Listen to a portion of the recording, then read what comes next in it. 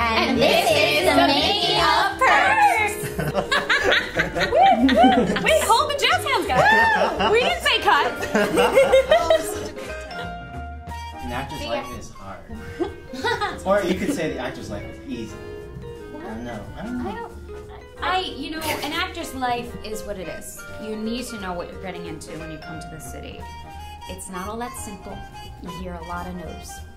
A lot of no's. But then you hear that one yes, and you forget about every no that You kind of just gave me goosebumps a little. You were like, no's, and then you just said like, and then you hear that yes, and it's so true. Like, I actually just got goosebumps because like the highs are high. They're so high, and like getting to work on something that's fun and new, or just, you know, a dream role. I mean, that's why you do it. I think that the actor's life is ever changing. Like, we get into things that are just like, oh, sometimes work consumes us, and then auditioning consumes us. Like right now, like I'm studying to be an interpreter for like learning sign language.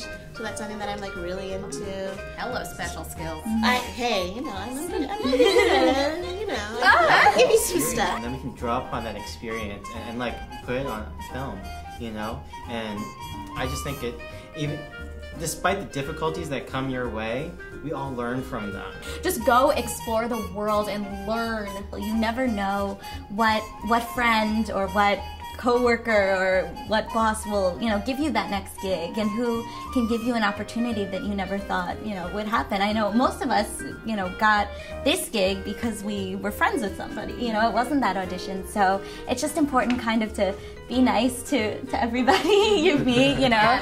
Keep your friends close and your enemies, or don't have enemies. I don't know. If you're coming to the city and you know you're fresh out of high school, dance belt and a tube of chapstick. That's from Winnie for Guffman. You know, he's like, I got to New York and I was fresh off the bus, just dance belt and a tube of chapstick. You know, my advice is always be open to any possibility. And see art, and not just the art that like you want to do. You know, don't just go see musicals in quotes. Like, you know, go to the Met, you know, or just go for a walk along the pier. Like, do stuff that feeds you so that you're not two-dimensional. And I think that's the biggest way to survive in the city, is that the greatest thing about New York is that there are a million things to do, and the worst thing about New York is that there are a million things to do. Take the plunge and move here. Sublet. Just do it. I never moved to New York. If you're going to move, make sure you only have to pay $600 a month any place. Seriously. Stay with your sister and don't pay rent. It's really expensive. Dorm in New Jersey. Just go, yeah. Don't move. Don't move to Manhattan unless you have very firm financial backing. When you're done with an audition, go have a cheeseburger. You know, just go relax. You know, that was some of the best advice we ever got in college. We had a teacher who said, when I'm done with an audition, I go get a burger. And I still do that tradition every time I have an audition. You know, I go to Shake Shack. It's right around the corner from everywhere you're gonna audition, you know. You go to Shake Shack and you get a milkshake and a cheeseburger, and in the summertime I go sit on the pier and I read or I listen to, you know, music on my iPod that I love and just decompress.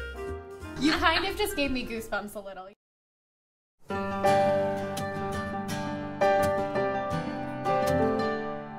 I could spend my time more wisely, reading this and learning that. But the hours pass away and this is all I have to show.